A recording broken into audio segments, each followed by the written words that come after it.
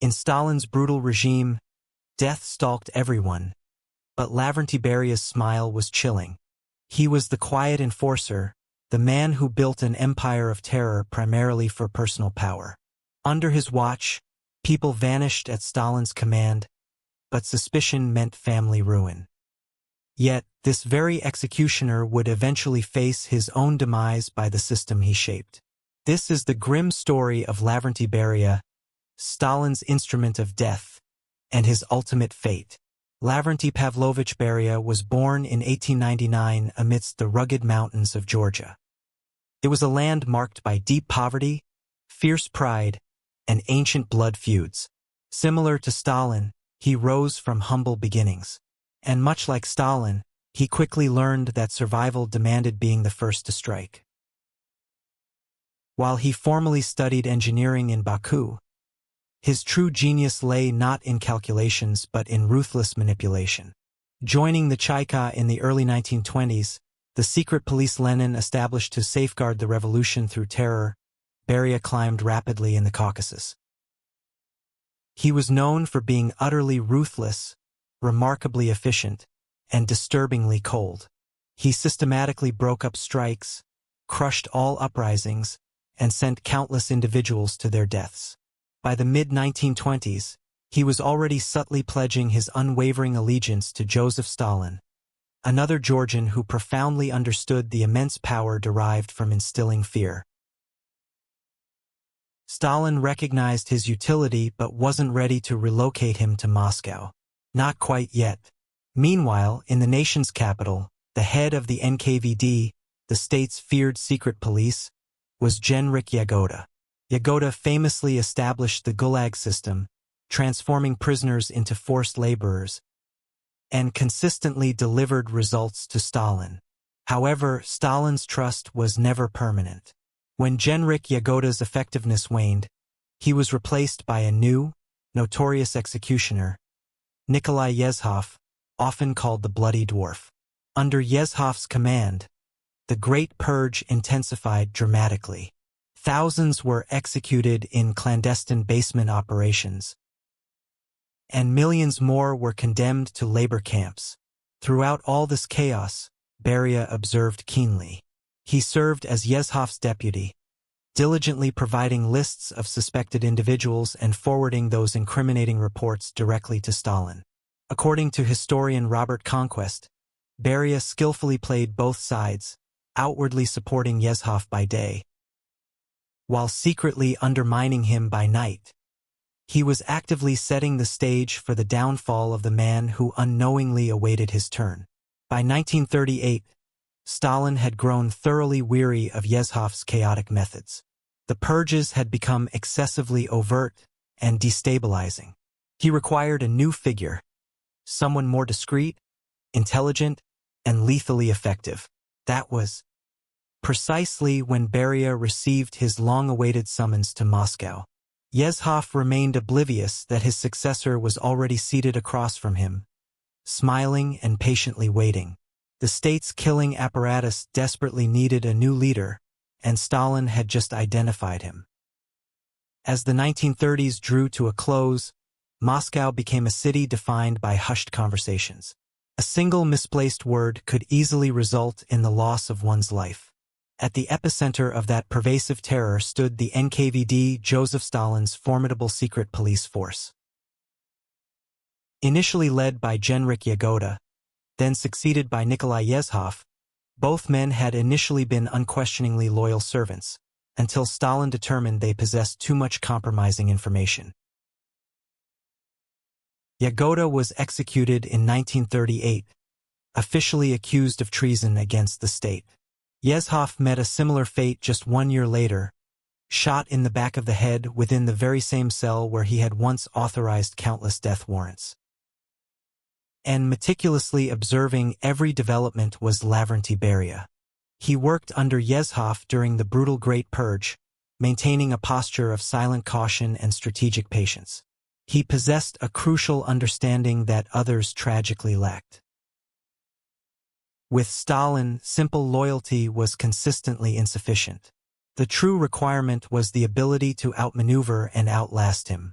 As Yezhov began to succumb to his excesses, increasingly reliant on alcohol, making rambling confessions about his own severe crimes, Stalin sought someone capable of cleaning up the devastating aftermath.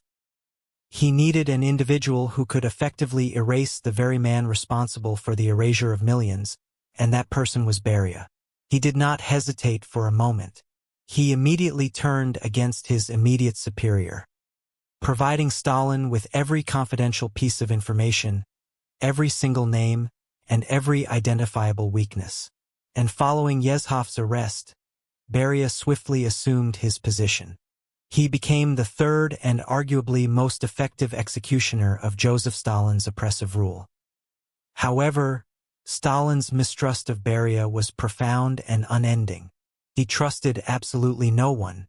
He firmly believed loyalty was a transient asset, a mere tool to be exploited and then carelessly discarded. And that was precisely the approach he took with Beria.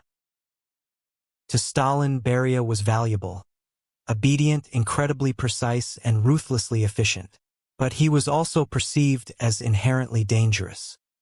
He was a man who advanced too rapidly, who frequently displayed an unsettling smile, and who made individuals disappear with alarming ease. Nevertheless, Stalin remained dependent on him, requiring his silence, his shrewdness, and his operational effectiveness. And Beria consistently delivered on Stalin's demands. He fueled the vast machinery of state repression, ensured the gulags remained populated, and perpetuated the climate of pervasive fear. But every night as Beria passed the imposing portraits of Yagoda and Yezhov, he was acutely aware of his own impending destination, the same grim fate, albeit at a later time. By the early 1940s, Lavrentiy Beria's influence extended far beyond merely heading the NKVD. He had become the pivotal figure controlling all state information. And within Stalin's meticulously controlled world, information was the ultimate currency of power. He knew precisely who remained loyal to the regime. He knew who secretly spoke out.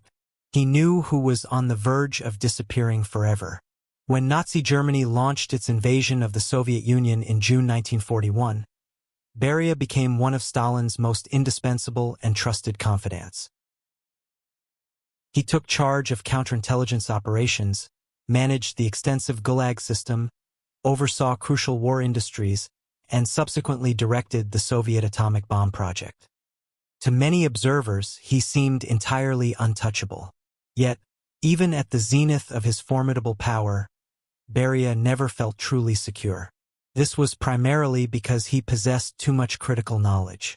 And within Stalin's Russia, possessing too much vital information was invariably a death sentence. He participated in every significant meeting.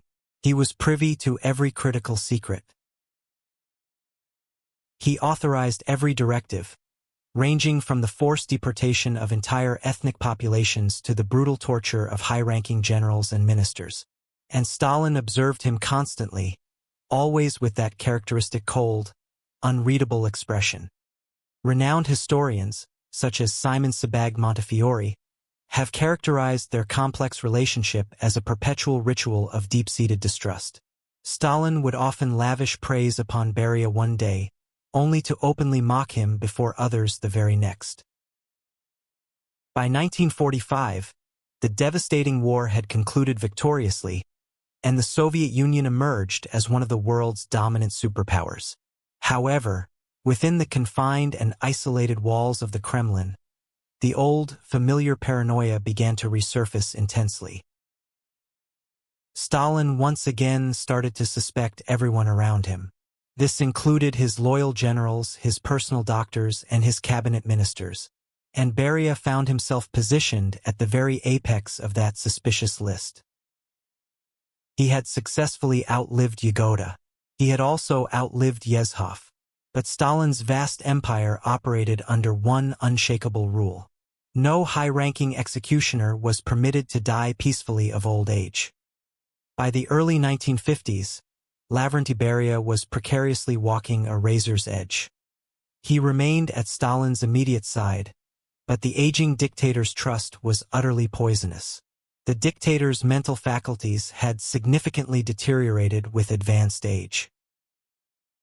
He began perceiving perceived enemies even within his own reflection. The infamous doctor's plot of 1952 served as undeniable proof of this decline. Stalin accused his own personal physicians of secretly conspiring to orchestrate his demise. He issued direct orders for widespread arrests, relentless interrogations, and severe torture. And Beria, always the pragmatist focused on survival, dutifully obeyed. He actively participated in constructing another terrifying wave of pervasive fear, even as he instinctively sensed that the destructive lightning would soon strike him as well. This was because Stalin no longer perceived any genuine need for him. And in Stalin's regime, when he no longer required your services, your fate was effectively sealed as already deceased. During the night of March 1, 1953, Stalin suffered a severe incapacitating stroke.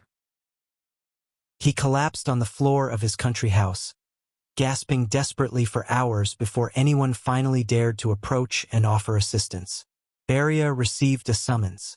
Standing above the ailing dictator, he softly said, "Please do not disturb Comrade Stalin. He is resting." The dictator wasn't resting. He was fading away, a fact Beria fully grasped. When Stalin passed on March 5th, a profound stillness fell over the Soviet Union. Streets were thronged with people. Tears streamed down some faces. Others let out quiet sighs of relief. However, within the Kremlin's walls, calculations replaced genuine grief.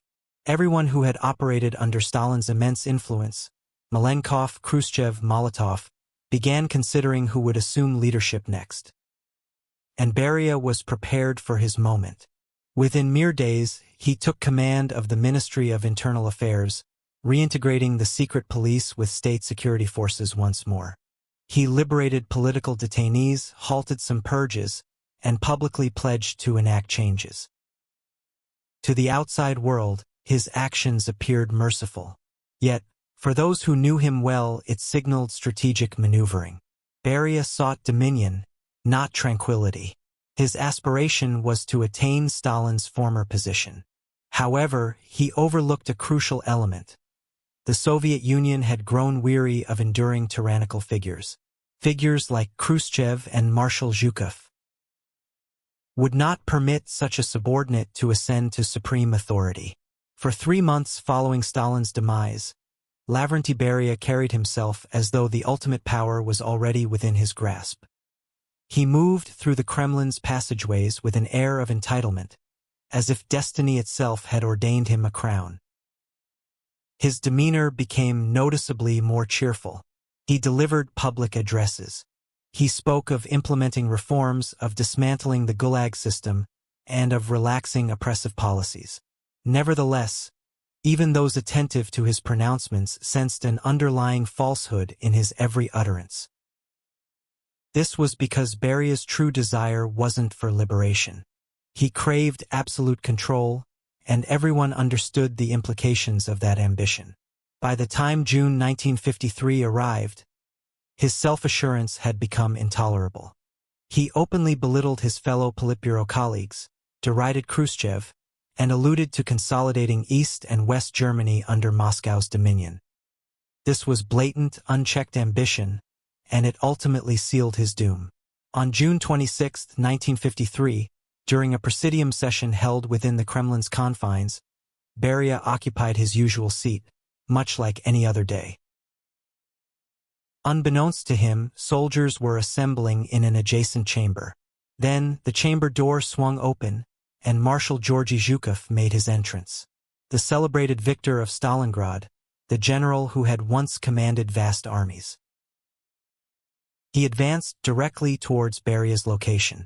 In the profound quiet of that room, Zhukov's voice resonated like a sudden discharge. "Beria, you are hereby placed under arrest." Beria stood completely still. He glanced towards Khrushchev, then towards Malenkov. Both men returned his gaze with impassive expressions. He began to stammer, desperately imploring, "Fellow comrades, What is occurring here? Is this some kind of misunderstanding? Yet, the soldiers flanking him had already raised their weapons. He was forcibly removed, vociferously begging for leniency that he himself had never extended to others. For a period of 6 months, he underwent intense questioning. The individual who had once overseen widespread torture now found himself subjected to it. He made admissions covering a broad spectrum of offenses.